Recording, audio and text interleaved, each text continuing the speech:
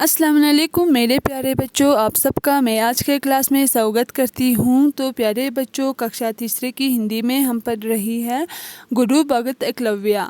प्यारे बच्चों, गुरु भगत एकलव्य की आदि कहानी हमने पढ़ ली है। उम्मीद करती हूँ कि आप सबको अच्छे से समझ में आया होगा, आप सब ने अच्छे से पढ़ा होगा। तो आज हम इससे आगे पढ़ेंगे। राजकुमारों ने इस प्रकार बाणों की वर्षा करने वाले एकलव्य के पास जाकर पूछा, तुमने बाण चलाना किससे सीखा है? राजकुमारों ने एकलव्य के बाण चलाने की तरीका इस किस्म के बाण चलाने वाले को देखकर उससे पूछा कि तुमने बाण चलाना किससे सीखा है? एकलव्य ने गुरु द्रोणाचार्य की मूर्ति की ओर इशारा करके बताया। फिर एकलव्य ने गुरु द्रोणाचार्य की मूर्ति की तरफ इशारा करते हुए बताया, गुरु द्रोणाचार्य की कृपा से मैं धनुर्विद्या सीख रहा हूँ।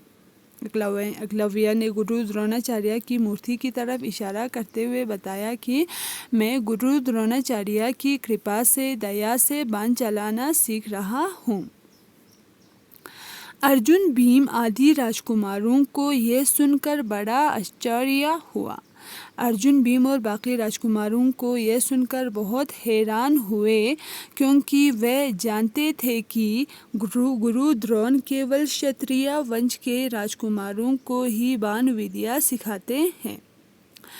अर्जुन, भीम और बाकी राजकुमारों ने यह सुनकर बहुत हैरान हुए और क्योंकि वे जानते थे कि गुरु द्रोणाचार्य सिर्फ क्षत्रिय वंश के ही राजकुमारों को ही बाण विद्या सिखाते हैं, बाण चलाना सिखाते हैं।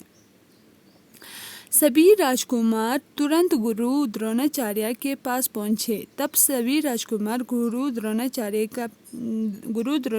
के पास गए। गुरु को प्रणाम करके उन्होंने एकलव्य के विषय में सब कुछ बताया। गुरु को प्रणाम किया, सलाम किया और एकलव्य के बारे में सब कुछ बताया।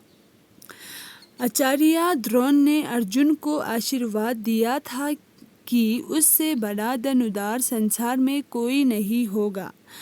गुरु द्रोणाचार्य ने अर्जुन को आशीर्वाद दिया था कि तुमसे बड़ा बाण चलाने वाला इस दुनिया में कोई नहीं होगा।